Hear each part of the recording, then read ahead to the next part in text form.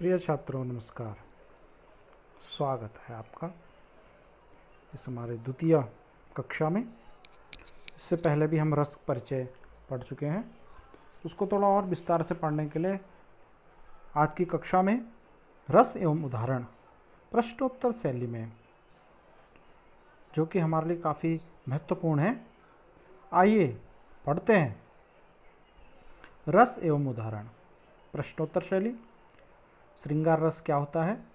यहाँ पर उसकी परिभाषा लिखी है। अनुकूल वस्तु में मन का अनुराग या प्रेम। हास्य रस से क्या अभिप्राय है? चेष्टा आदि की विकृति से उत्पन्न उल्लास। करुण रस प्रिय वस्तु की हानि से चित्त में विकलता।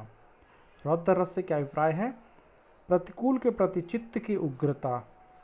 वीर रस कार्यारंभ के लिए दृढ़ उद्यम या संकल्प भाव। भयानक रस से क्या अभिप्राय है? उग्र वस्तु जनहित चित्त की व्याकुलता।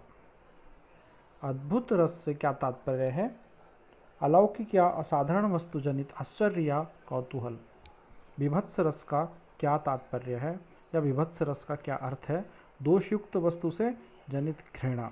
शांत रस तत्व ज्ञान से सांसारिक विषयों के प्रति वैराग्य या उदासीनता। वात्सल्य रस संतान या प्रियजन की चेष्टा, उनसे उत्पन्न प्रेम भाव। और अंत में है भक्ति रस। इसका अर्थ है इष्ट के प्रति कृतज्ञता, जनहित समर्पण, सेवा भाव आदि। रस को किसकी संज्ञा दी गई है? काव्य की आत्मा। रस का क्या अर्थ है? आनंद या आस्वादन। भरत मुनि विरचित नाट्यशास्त्र में रस सूत्र है या रस सूत्र लिखिए, तो आपको पता ही है। विभावानुभाव व्यभिचारी संयोगात रस निष्पत्ति। रस के कितने अवयव होते हैं? 4 हैं। स्थायी भाव, विभाव, अनुभाव और व्यभिचारी भाव। विभाव के भेद लिखिए।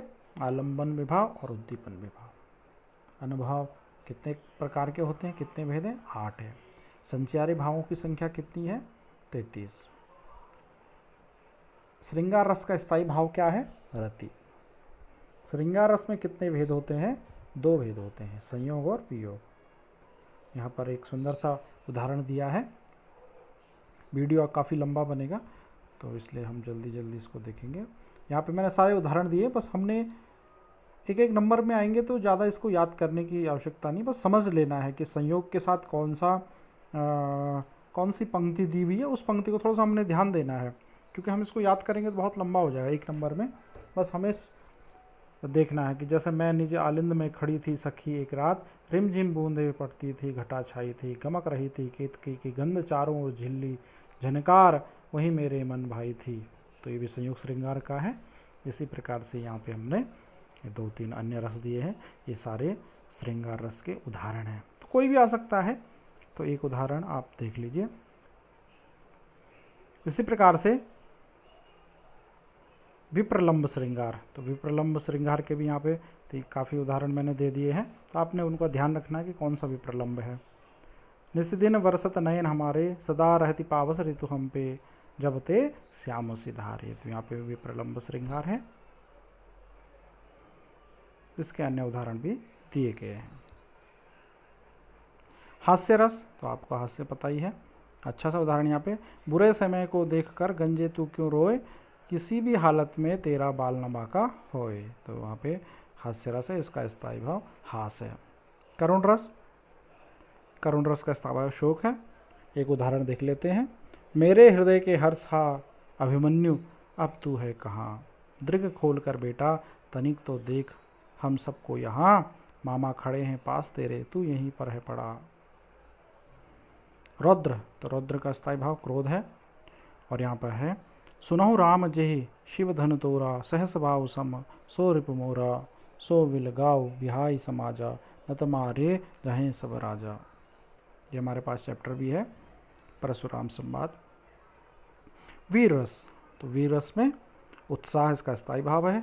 रे नृप बालक काल बस, बोलत तो ही न समार, धनु सम त्रिपुरारी, धनु विदित सकल संसार। तो ये भी हमारा वही है, राम लक्ष्मण परशुराम संवाद से लिया गया है भी।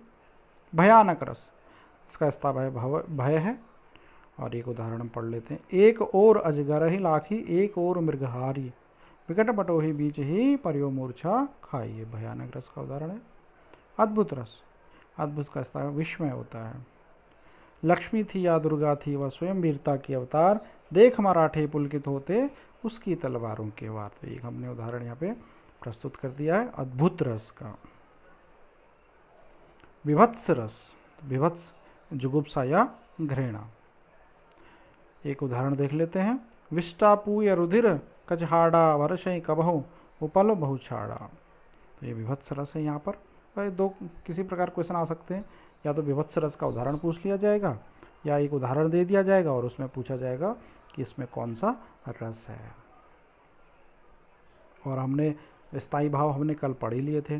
तो यहाँ पे दो चीज़ें इंपॉर्टेंट है, या तो रस पूछा जाएगा कि इस रस का स्थायी भाव कौन सा है, और या तो स्थायी भाव पूछे जाएंगे उनका रस कौन सा है, या उदाहरण पूछे जाएंगे कि श्रृंगार रस ही जब सबसे ज़्यादा इंपॉर्टेंट है, श्रृंगार रस और वीर रस ही बड़े इंपॉर्टेंट है। तो श्रृंगार रस का भी उदाहरण पूछ लिया जाता है कि श्रृंगार रस का एक उदाहरण लिखिए, या कोई उदाहरण आ जाएगा और पूछ लिया जाएगा कि जैसे आ जाएगा कि जब मैं था तब हरि नहीं, अब हरि है मैं ना आई, सो अधियारा मिट गया जब दीपक देखा माई। तो अब पूछा जाएगा कि इसमें कौन सा रस है, तो आप लिख देंगे शांत रस है। शांत का स्थायी भाव निर्वेद या शम है।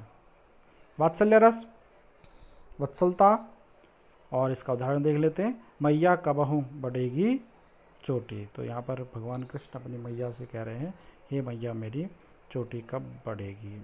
भक्ति रस आप जानते हैं, अनुराग इसका स्थायी भाव है। और मीरा, मीरा हो गए, तुलसीदास जी हो गए, ये सारे हमारे भक्ति कालीन कवि हैं। प्रभु जी तुम चंदन हम पाने, जाकी गंध अंग अंग समाई। तो इस प्रकार से आप रस और उनके उदाहरणों को आपने देखा। धन्यवाद।